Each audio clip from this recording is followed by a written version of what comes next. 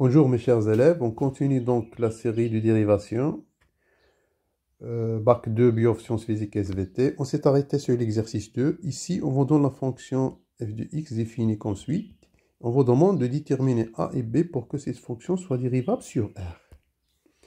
Tout d'abord, sur R, le problème est au point x0 égale à 2. Hein?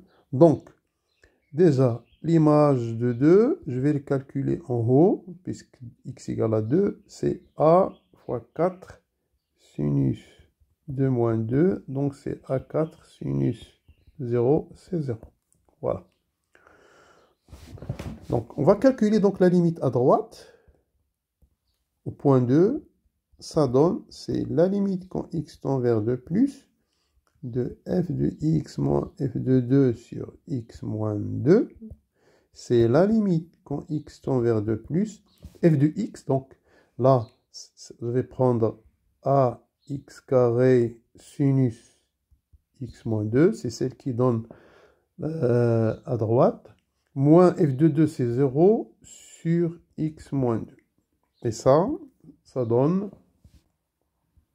limite quand x tend vers 2 plus, de ax carré sinus x moins 2 sur x moins 2. Voilà. Bon, par un changement de variable, grand X égale à x moins 2, je vais avoir quand x tend vers 2 plus grand X tend vers 0 plus.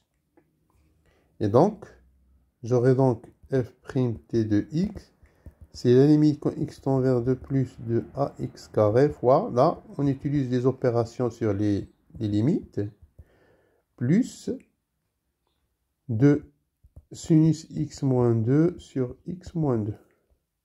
Bon, cette première limite, c'est exactement 4a. L'autre, c'est la limite quand grand X tend vers 0 plus de sinus grand X sur grand X. Et celle-là, cette limite, c'est égal à 1. C'est-à-dire que la dérivée à droite, au point 2, c'est exactement 4a. Voilà. Voilà. Pour la limite à gauche, f'g de 2, c'est la limite quand x tend vers 2 moins, bien sûr de f de x moins f de 0 sur x moins 2, c'est la limite quand x tend vers 2 moins, de quoi? Donc je vais prendre l'autre, hein, là, c'est là, puisque c'est à gauche, ça va donner 3x carré plus bx, bien sûr f de 0, c'est 0 sur x moins 2, et donc ça va donner la limite quand x tend vers 2 moins, de 3x carré plus bx sur x moins 2. Et ça, si je calcule cette limite, ça me donne exactement, si je remplace 2, ça me donne ici 3 fois 2 au carré plus 2b sur 0 moins. C'est-à-dire, ça donne 2 au carré, c'est 4, 12, plus 2b sur 0 moins. Bien, on va étudier les cas. Premier cas, si 12 plus 2b différent de 0, j'aurai donc f' à gauche de 2, hein, quelque chose qui est différent de 0 sur 0 moins, ça donne moins l'infini. Ou bien plus ou moins l'infini, on ne sait pas le signe de cette quantité. Donc f n'est pas dérivable à gauche de 2.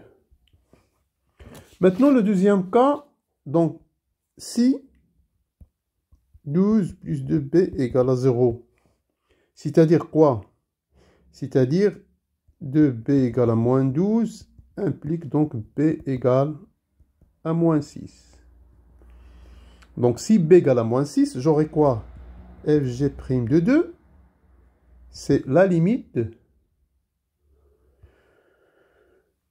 Quand x tend vers de moins de 3x carré, normalement, on a trouvé que c'est bx sur x moins 2. Je vais remplacer b par sa valeur. J'aurai donc, c'est la limite quand x tend vers de moins 3x carré moins 6x x moins 2. Voilà, j'ai remplacé b par moins 6. Donc, j'aurai quoi? C'est la limite quand x tend vers moins 2 moins. Et je factorise par 3x. Ça me donne x moins 2 sur x moins 2. Donc là, je vais factoriser, simplifier par x moins 2. Ça va me donner la limite quand x tend vers 2 moins de 3x. Ça veut dire la limite à gauche est égale à 6. Voilà. F est dérivable en un point. Bon, ici, x égale à 2. Si et seulement si, la dérivée à droite en 2 égale la dérivée à gauche en 2. Ça veut dire, on a 4a égale à 6. C'est-à-dire que a doit être égal à 6 sur 4. C'est-à-dire que a doit être égal à 3,2. Voilà. Donc, pour que f soit dérivable en x égale à 2, il faut que a égale à 3,5 et b égale à moins 6. Et donc, ceci termine la question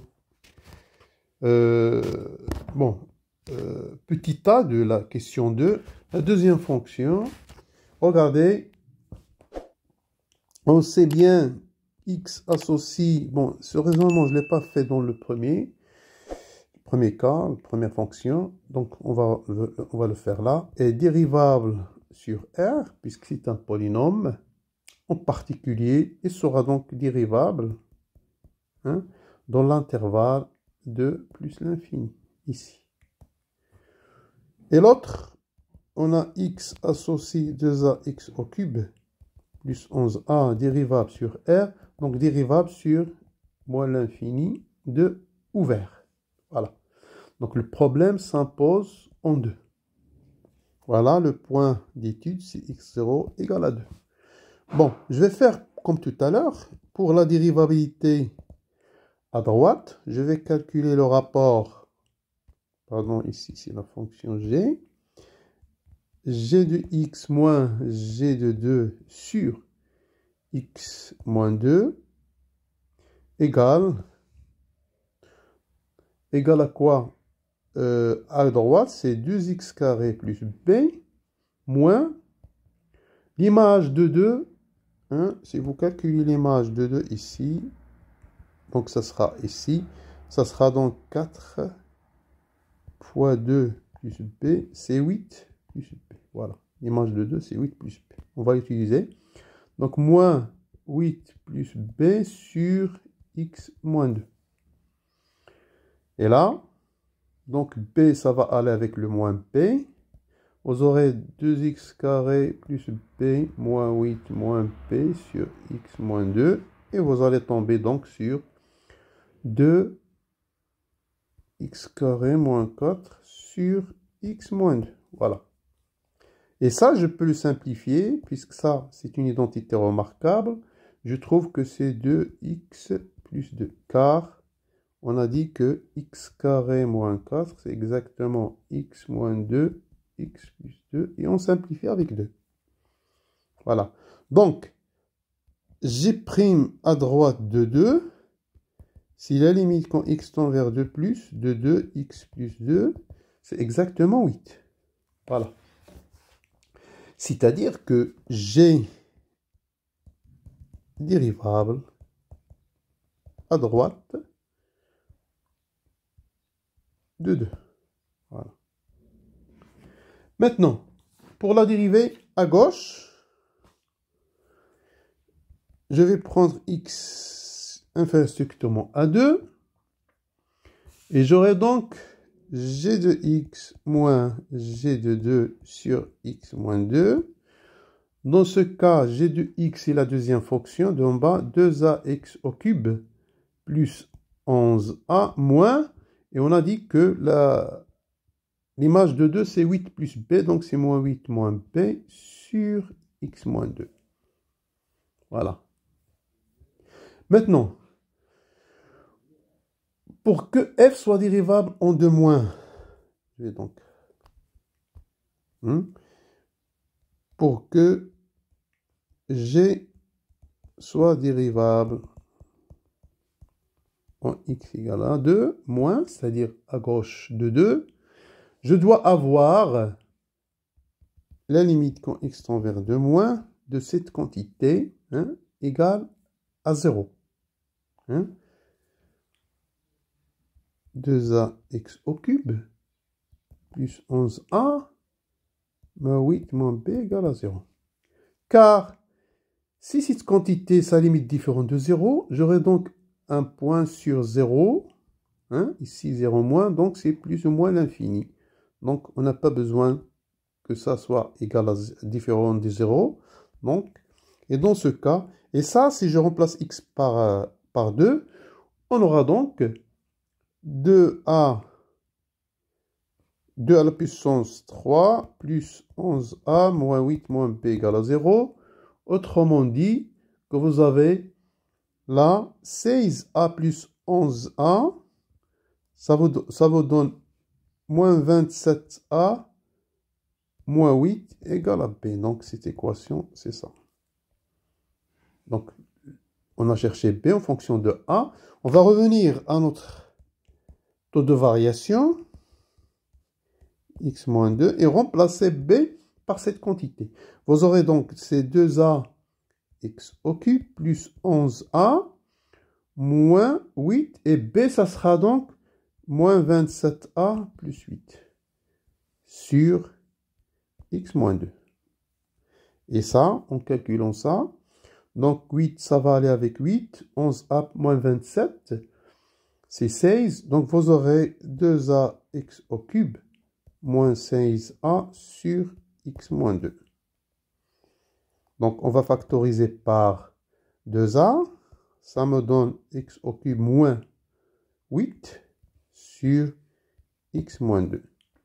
Là, on va utiliser l'identité remarquable, x au cube moins 2 au cube égale x moins 2, facteur, bon, je vais écrire un peu, donc x au cube moins 2 au cube, ça donne x moins 2, facteur de x carré plus 2x plus 4, voilà. On va multiplier, ça va donner 2a x moins 2, x carré plus 2x plus 4, sur x moins 2, et on va factoriser par 2. Simplifier par 2, pardon.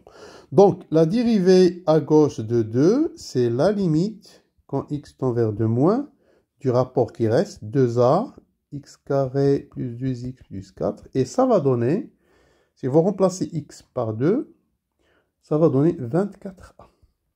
Voilà. Donc, comme on a fait, f dérivable en 2, si seulement si, pardon,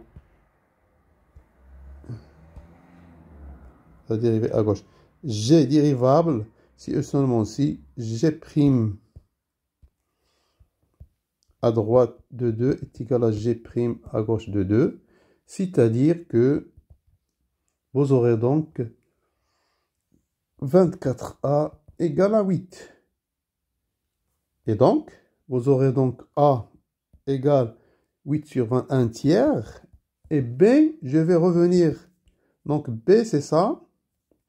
27 fois 1 tiers moins 8. 27 fois 1 tiers moins 8, ça va donner b égale à 1. Donc,